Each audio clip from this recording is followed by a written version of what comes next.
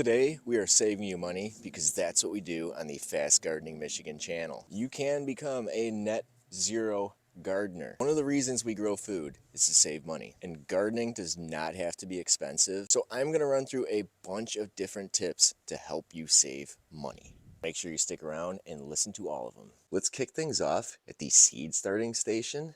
Now, contrary to what people think, you do not need grow lights. Cheap LED shop lights will do. You're looking for 5,000 to 6,000 lumens, plus or minus 1,000, and the same with Kelvin. You don't need heat mats. Just use a cooking pan with a clear lid like this. It makes a mini greenhouse, and with this you can germinate any seeds. You don't need to buy fans. Just go like this. Blow on your seedlings, or just brush them. It strengthens the stem. Just by doing this, we've already saved a couple $100. Our seedlings are inside cooking. Let's talk about setting up garden plots. Now, for most people, the first thing you're going to do is rototill or pay someone to do it. One of the biggest ways to save money is to stop tilling, and it's also a lot healthier for your garden. Instead of tilling, I like to use natural methods to build soil. Keeping it simple, just adding organic matter to the top of the soil. Instead of buying compost, you can make your own compost. Now it takes a little bit longer, but it's free. Even if all your soil's bad, all you got to do is dig your planting hole and put all your amendments inside that planting hole. A little bit of cheap potting soil, maybe some peat moss, just stuff to give a little extra organic matter to the soil. Just by focusing on the planting holes and laying organic matter on top of the soil, eventually all the good creatures are going to take all that stuff and mix it up for you. So you don't have to do it with a rototiller. You don't have to waste money on gas or buying an expensive tiller. Try to utilize free resources. One of my favorites is grass clippings. Grass clippings are free. My other one is wood chips. I get wood chips for free from Chip Drop. Peat mulch is fantastic for your no-till garden. Not only does it help to build soil, it also helps with the watering issue. I do not water my garden. I have no water bill for the garden. These wood chips coat the soil. They help trap moisture in here. So even if we got a big drought, I still don't need to water. And in these beds here with the compost, I just use grass clippings. Same concept. No watering, just covering the soil.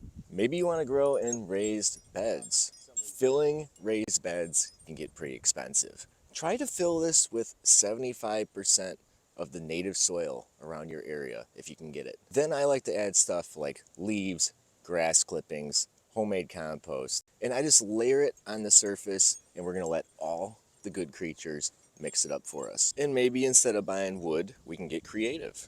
I like making these beds just using some free scrap timber I got from the woods. There's a lot of people that are willing to give you this stuff for free. And what about pest control? I do not buy any stuff to use for pest control.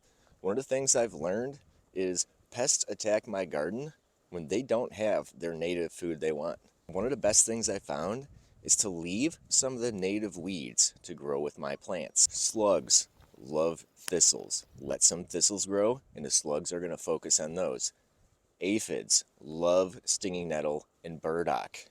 Leave those, and the aphids will concentrate on that instead of bugging your tomatoes and other plants. Fertilizer, we already touched on that. We take free materials, lay it on the surface, and let nature do the rest of the work. Seeds are pretty expensive if you overdo it.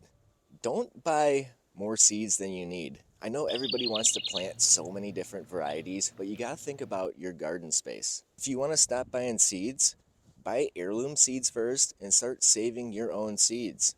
I told you how I save bean seeds. You can buy one packet of bean seeds, and you can have beans for the rest of your life just by saving seeds. Another thing I do is focusing on perennials. I've got this massive bed of strawberries here. I bought 75 bare root, and they probably multiplied 3 to 4-fold.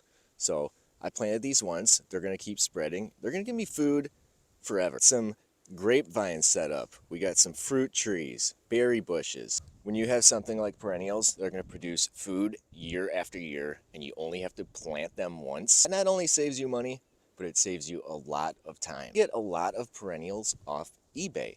I've had really good luck with eBay when it comes to buying plants, and they're usually a lot cheaper on there. These are just a handful of methods that we can save money and time in our gardens. Utilizing these tips, you can grow food cheaper than the store, and it's the healthiest food you're going to get, especially with these natural growing practices. Thanks for watching.